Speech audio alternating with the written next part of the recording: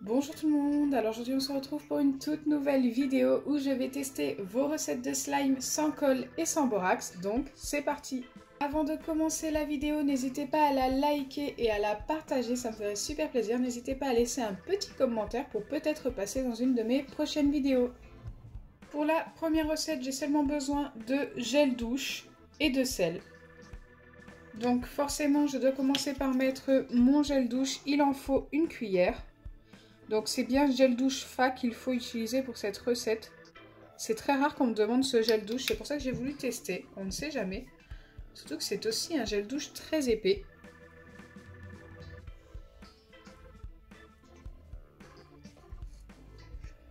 Et une fois que c'est fait, je dois simplement ajouter un petit peu de sel. Donc je n'ai pas de dose, mais je vais en mettre une petite pincée au début, mélanger et voir ce que ça donne.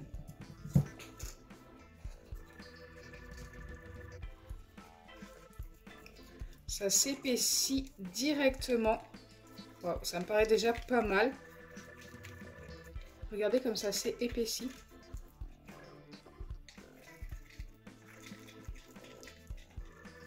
J'ai à peine mélangé que ça ressemble déjà à un slime.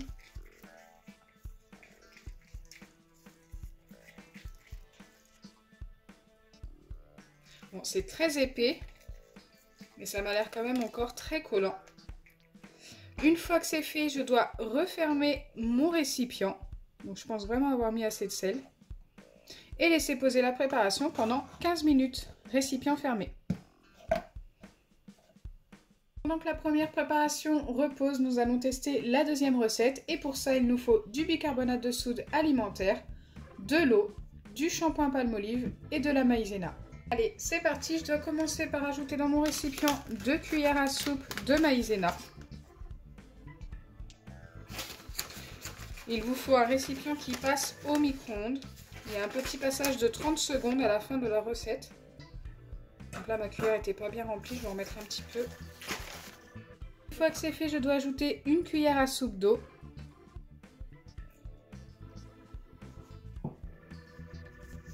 Et 3 cuillères à soupe de shampoing Palmolive.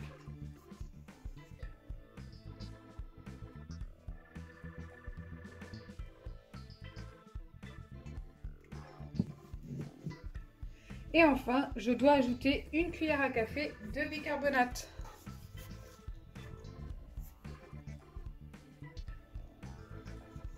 Je dois bien mélanger tous mes ingrédients.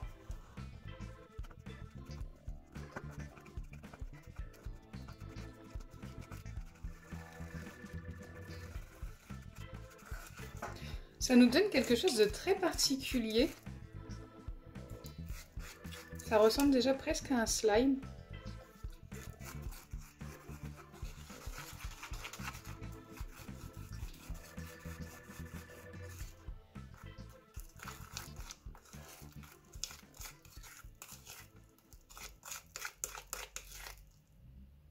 C'est plutôt pas mal, hein. Je sais pas ce que vous en pensez, dites-moi en commentaire.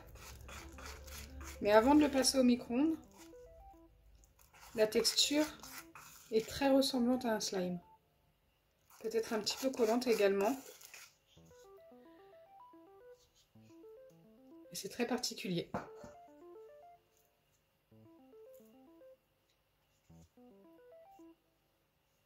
Allez, je viens mettre ma préparation au micro-ondes pendant 30 secondes en surveillant bien. Voilà ce que ça me donne au bout de 30 secondes. C'est hyper chaud, donc bien sûr je ne vais pas y toucher pour le moment. Je vais laisser refroidir, mélanger un petit peu peut-être avant.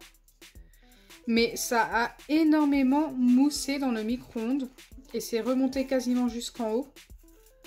J'ai laissé pile 30 secondes, pas une seconde de plus. Du coup, c'est devenu tout liquide, mais je pense que c'est parce que c'est chaud. Je ne sais pas du tout ce que ça va faire une fois refroidi. Je pense laisser la préparation pendant 10 bonnes minutes, le temps qu'elle refroidisse, pour voir ensuite ce que ça donne. Pour la dernière recette, le temps que les deux autres reposent, j'ai besoin de lessive, de mousse à raser, de dentifrice et de gel douche. Il n'y a aucune marque indiquée, vous pouvez utiliser n'importe quelle marque pour cette recette. Je ne sais pas du tout si ça fonctionne, c'est ce qu'on va vérifier maintenant. Donc je dois tout simplement mettre une cuillère de chacun des ingrédients Une cuillère de chaque. Allez, c'est parti, on va commencer par le gel douche.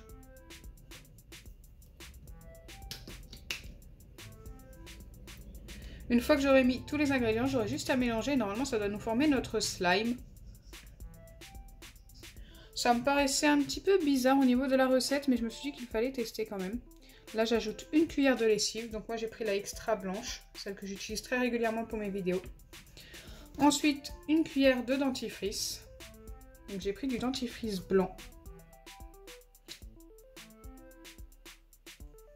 En pâte. C'était pas indiqué si c'était en pâte ou en gel. Et ensuite, une cuillère de mousse à raser. Donc la mousse à raser, pour la doser, c'est assez compliqué parce que ça gonfle tout simplement.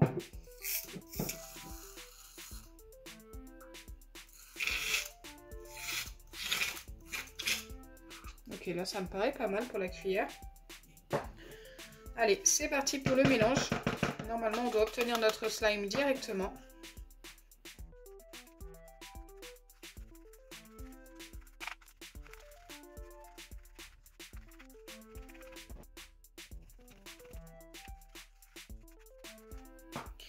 Donc là, ça commence à faire un long moment que je mélange et ça n'a pas formé de slime du tout. C'est plutôt même très très liquide. Comme les autres préparations reposent un peu, je vais quand même laisser celle-ci reposer un petit peu au réfrigérateur. On ne sait jamais. Mais dans la recette indiquée, c'était indiqué qu'elle devait se former direct. Ce qui n'est pas le cas. J'espère que le réfrigérateur va l'aider.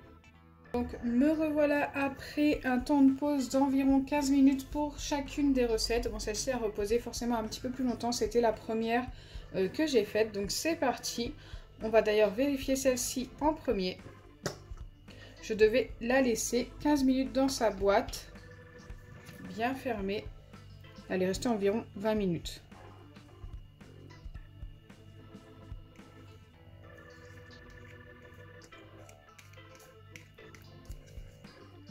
Ok, au final, ça n'a pas vraiment beaucoup bougé par rapport à tout à l'heure. Ça reste une gelée assez épaisse, limite plus épaisse que quand on utilise du Palmolive. Je suis assez satisfaite du résultat. Après, de là à dire que ça nous a donné un slime, écoutez, ça reste quand même un petit peu sur les doigts. Je ne pense pas qu'on puisse prendre ça dans les mains sans que ça nous colle, justement. On va essayer.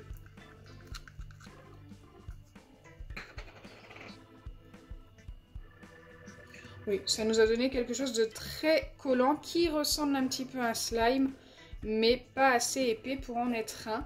Donc, je ne vais pas la valider, ou alors si je la valide, je lui donnerai qu'un 4 sur 10. Dites-moi en commentaire ce que vous en pensez, mais je pense que ce n'est pas assez épais pour pouvoir vous amuser avec. Ça ressemble un petit peu à quelque chose de baril, mais en trop collant.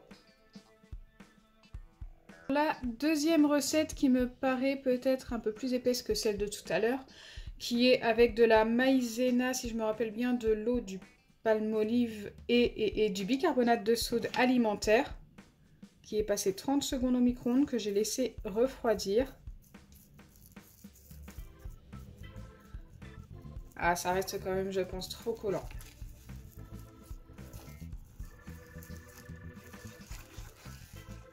Je pense que cette recette a juste besoin d'un petit peu plus de maïzena.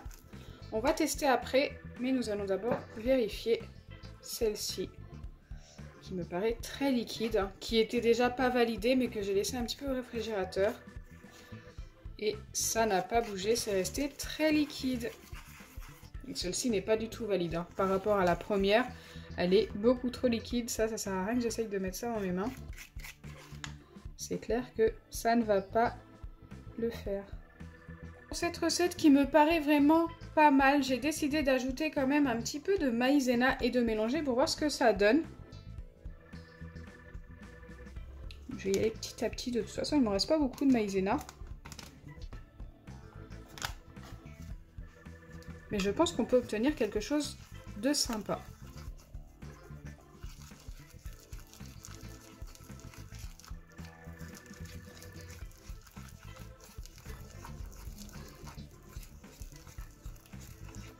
Surtout que si ça fonctionne, la texture pourrait être super sympa. Je pense que ça se voit à l'œil nu. J'ai l'impression que ça pourrait être super doux.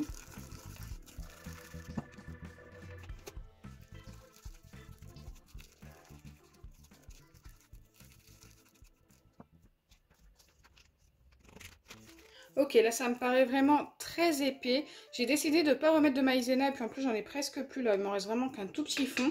Ce que je vais faire, c'est que je vais la remettre un petit peu au micro-ondes et la relaisser poser car c'est très épais par rapport à tout à l'heure. Et peut-être que ça rendra mieux. Il manquait peut-être juste une cuillère à soupe environ de maïzena pour que la recette fonctionne. Allez, c'est parti, je vais mettre ça environ 20 secondes au micro-ondes. Voilà, après 20 nouvelles secondes au micro-ondes, c'est une nouvelle fois très très chaud.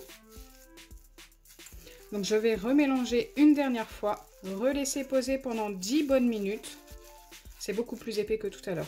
C'est déjà mieux, je pense. Et une fois que ça aura bien refroidi, on regardera ça ensemble. J'espère que ça va fonctionner.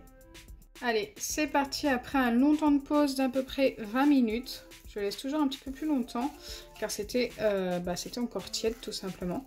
Et écoutez, ça me paraît quand même plutôt pas mal, plus épais que tout à l'heure, il n'y a pas photo. Ça a sûrement besoin d'être travaillé, mais ça me paraît encore quand même très collant. Oui, je vais mettre un petit peu de maïzena sur mes doigts, je pense, pour pouvoir travailler la pâte.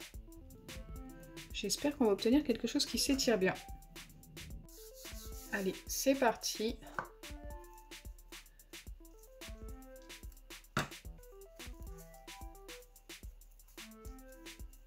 Waouh, la texture est vraiment top. En plus, ça sent super bon.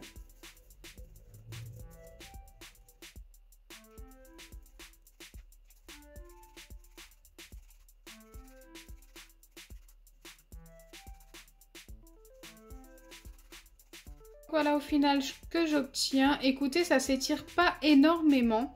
On obtient quand même quelque chose qui ressemble beaucoup à du slime. Je peux pas dire non plus que c'est de la pâte à modeler. C'est vraiment entre pâte à modeler et slime. Donc c'est plutôt pas mal. Je crois que c'est la première fois que j'obtiens ce genre de texture qui sont un petit peu entre les deux. D'habitude c'est soit l'un soit l'autre.